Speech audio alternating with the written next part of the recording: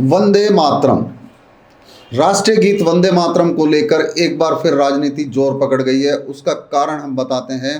वंदे मातरम को लेकर गृह मंत्रालय ने 28 जनवरी को एक नोटिफिकेशन जारी किया है, जिसमें साफ तौर पर कहा गया है कि सभी सार्वजनिक व सरकारी कार्यक्रमों में वंदे मातरम गीत बजाया जाएगा और वंदे मातरम गीत पूरा बजाया जाएगा। यानी अभी तक 2 अंतरे वंदे मातरम के गाए जाते थे, लेकिन अब पूरे 6 अंतरे जो हैं वंदे मातरम के गाए जाएंगे। और इसके लिए जो समय सीमा निश्चित की गई है वो 3 मिनट 10 सेकंड की समय सीमा है।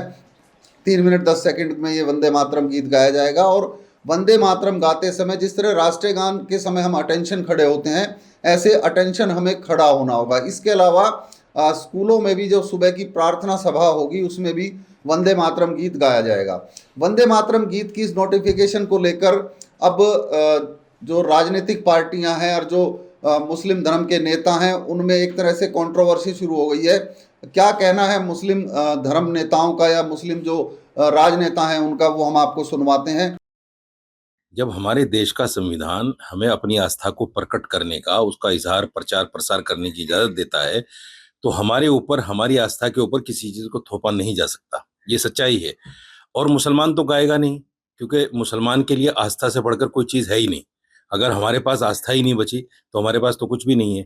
इसलिए मैं तो ये कहता हूँ कि सुप्रीम कोर्ट में तो चुनौती होगी ही होगी, लेकिन मुसलमान कोई गाएगा नहीं, बिल्कुल नहीं गाएगा। चाहे हमारी गर्दन कलम हो जाए, हम नहीं गाएंगे। आगे के जो स्टांजाज है, 4 स्टांजा, 5 स्टांजाज, वो हम नहीं मने बोलेंगे। जिसको मान्यता है वंदे मातरम करके, ये देश का एक राष्ट्रीय गान है, वो गान हम जरूर गाएंगे और मुसलमानों ने ये गान गाने से कोई प्रॉब्लम नहीं है। इसमें कुछ ऐसी पंक्तियां हैं जो एक मुसलमान के लिए सही नहीं है, एक प्रैक्टिसिंग मुसलमान के लिए सही नहीं है। देखिए, मुसलमान का क्या है, दिन इज ला इलाहा इल्लल्लाह मुहम्मदुर रसूलुल्लाह, there is only one God, Muhammad सल्लल्लाहु अलैहि वसल्लम is the messenger of God. हम अल्लाह के सिवा किसी और की वंदना नहीं करते। अगर फोर्स करना सुप्रीम कोर्ट का एक जजमेंट है जस्टिस इमैनुअल केस के अंदर, आप उस जजमेंट को पढ़िए पहले। ये तो पढ़ते नहीं है जजमेंट, उसमें साफ तौर से लिखा है कि नेशनल एंथम जो जन गण मन है वो मैंडेटरी, और ये जो राष्ट्र सॉन्ग है ये, इसको आप नहीं पढ़ो तो भी वो नहीं है कुछ। वंदे मातरम में जो ऑब्जेक्शन इस बात का है कि ज़मीन की पूजा की जाती है। इस्लाम पूजा की इजाज़त नहीं देता किसी को भी सिवाय अल्लाह के।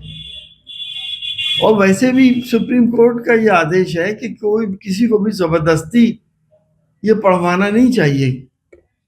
अब कल को आपने देखा, आज भी ये होता है कि अगर कोई ज़बरदस्ती किसी मुसलमान को मार पीट के जय श्री राम कहलवाते हैं तो उसके ऊपर केस कायम हो जाता है। तो ये ऐसी हरकतें क्यों कर रहे हैं जिससे कि देश का सौहार्द पे असर पड़े, देश कमज़ोर हो।